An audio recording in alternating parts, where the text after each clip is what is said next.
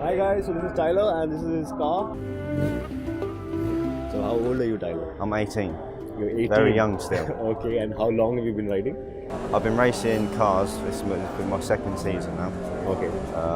From about the age of 7. Do you have a name for the car? Is there something you call it? We don't normally have a name for them, but we normally get quite attached to them. So to see the last one go in the way it did. The car rolled 5 times and ended up times? Yeah, and ended up on top of the tyre barrier.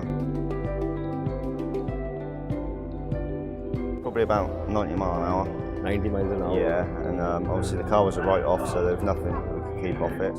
It was a bit scary, but it happened in a blur, so it didn't take very long.